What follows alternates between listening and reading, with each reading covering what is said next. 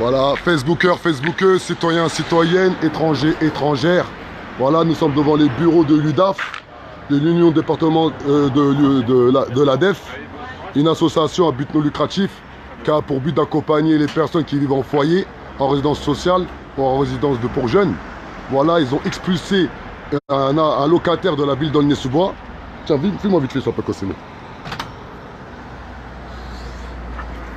Voilà, vous voyez, on est là. À Ivry-sur-Seine, dans 94. On est déterminé comme jamais. Pourquoi on est déterminé comme jamais? Là, je vais vraiment faire un message d'amour, un message de communion, un message d'union sociale. On a beaucoup de personnes venues d'Afrique, de l'Ouest et d'Afrique du Nord, qui vivent dans des foyers.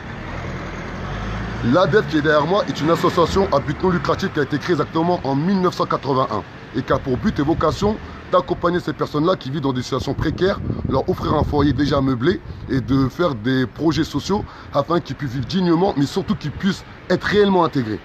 L'ADEF qui est derrière moi font du business sur de la misère humaine depuis de nombreuses années. Ils font carrément de la publicité mensonger sur leur site internet. Allez voir. Ils parlent de social, ils parlent de ci, ils parlent de ça, mais ils ne pratiquent même pas ce qu'ils disent. La preuve, on est venu avec des documents administratifs qui sont là afin de trouver une solution, ne serait-ce que de discuter. Le propre d'une démocratie, eh bien, ils nous ont virés comme des malpropres. Et ça, ce n'est pas normal. Aujourd'hui, hein, vous savez, c'est pas normal. Aujourd'hui, on a des frères, on a des sœurs qui sont en Afrique, on pleure pour eux. On a des frères et des sœurs qui vivent des conditions incroyables en Libye, on pleure pour eux. On a des frères et des sœurs qui meurent en mer Méditerranée, on pleure pour eux. On a des frères et sœurs qui vivent à Port-de-la-Chapelle, on pleure pour eux. Et aujourd'hui, on a des personnes qui vivent dans des conditions incroyables avec l'argent de l'État. Car l'ADEF, qui est une association, elle est partenaire avec le département, elle est partenaire avec les collectivités territoriales. Et c'est pas normal, les collectivités territoriales, c'est les mairies. Le département, c'est la préfecture. Et ce n'est pas normal. Ce n'est pas normal. Et là, on est déterminé comme jamais. La police, elle vient d'arriver, mais on ne bougera pas aujourd'hui.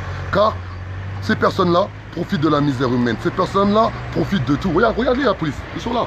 Ça rien du tout. Car nous, on n'a rien à se reprocher.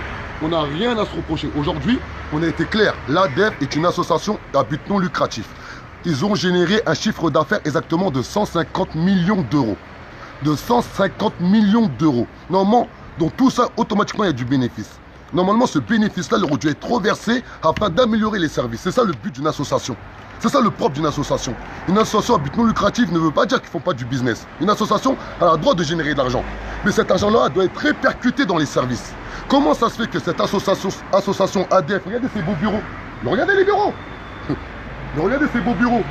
Comment ça se fait une association de telle ampleur se permet d'expulser des gens en situation précaire qui sont soi-disant dans l'obligation d'accompagner. Oh, c'est incroyable, Cosimo. C'est incroyable. Ouais. Et sans vous, sans notre... Parce que c'est une politique libérale, sans nous, capitaliste. Sans une union, on ne pourra jamais avancer. Il faut qu'on s'unisse, s'il vous plaît. On ne peut pas laisser nos frères et nos sœurs africains vivre comme ça dans des conditions précaires. On ne peut pas. C'est pas possible. Se faire expulser alors qu'on a envie de trouver une solution, alors que c'est une association, leur but c'est de trouver une solution, ils ne le font pas. Ce n'est pas normal. Ils ont combien d'établissements? Ils ont exactement 46 établissements. Ils ont 46 établissements. Ils ont plus de 2000 salariés. Vous vous rendez compte? Ils ont plus de 9000 locataires. Vous vous rendez compte? Oh, faire montrer, là on parle de choses qu'on connaît. On les a étudiées par cœur. On ne vient pas ici devant leurs locaux parler pour parler. On a promis. Hier, j'ai dit ça à la responsable de la résidence de la ville d'Aulnay-sous-Bois. J'ai été clair avec elle. Je lui ai dit, madame, mon oncle que vous avez expulsé de cette manière-là, moi, à titre personnel, c'est mon oncle. Mais quand je prends la casquette de porte-parole de la Révolution en marche, c'est un locataire. C'est le dernier locataire que vous allez expulser comme ça. Et... on va faire la révolution ici aujourd'hui. Citoyens, citoyennes, citoyens, citoyennes, étrangers, étrangères, étrangers, étrangères. L'heure est grave. Aujourd'hui, on a une association qui s'appelle ADEF. Une association qui s'appelle ADEF, qui a été créée exactement en 1981. Elle a comme activité principale les personnes âgées, c'est-à-dire les iPads, et les structures médicaux. Et à côté de ça, dans sa deuxième activité principale, c'est le social. L'ADEF a exactement 46 établissements, tous implantés en Île-de-France. L'ADEF a pour but et vocation de faire des parcours sociaux. C'est-à-dire toutes les personnes qui résident dans leur patrimoine ont pour but et vocation d'être accompagnées dans un vrai tissu social pour faire une réelle intégration. Pourquoi? Car la plupart des personnes qui résident dans les logements de l'ADEF sont des personnes d'origine étrangère, qui viennent d'Afrique de l'Ouest et d'Afrique du Nord.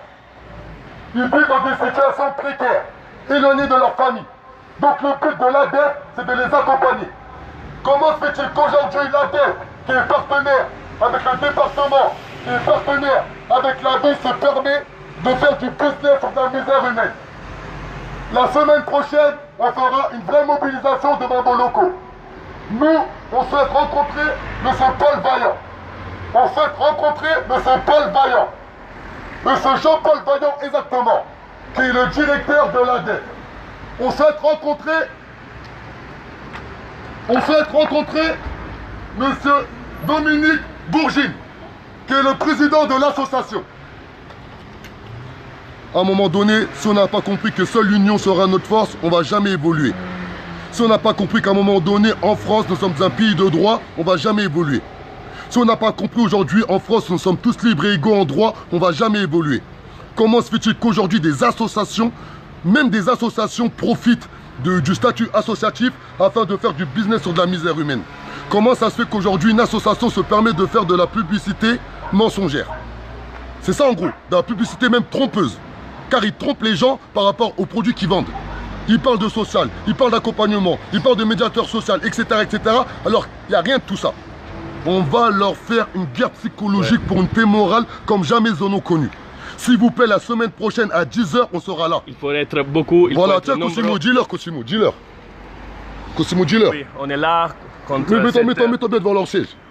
On est là contre cette association qui fait du business sous la misère. C'est une politique néolibérale qui gère, une politique presque coloniale qui gère des situations précaires. Et on a expulsé un homme qui a aussi essayé de payer ce loyer. C'est vraiment sans aucune éthique parce que c'est l'éthique capitaliste. Ce que leur intéresse, c'est que faire de l'argent. Mais pour combattre, il faut être beaucoup. La semaine prochaine, il faut être nombreux ici. On va appeler aussi des médias.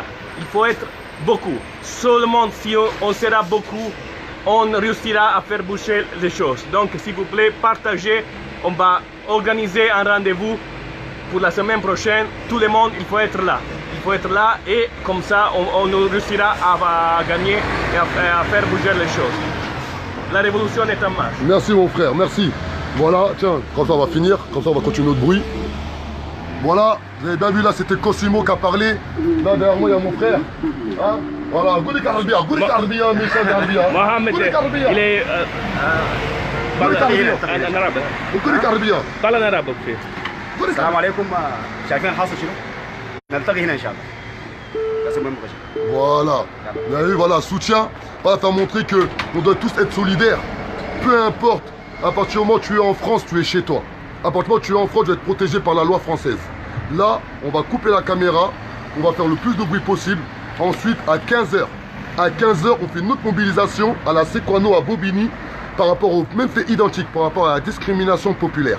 En France, aujourd'hui, la politique capitaliste conforte la politique fasciste. Et à un moment donné, ça ne peut plus durer. Ouais. Ça ne peut plus durer. À un moment donné, il faut dire les choses comme elles sont. Aujourd'hui, en France, il y a une politique fasciste qui est tolérée par rapport à la politique capitaliste. Qui favorise la politique capitaliste, du moins. Et c'est pas normal.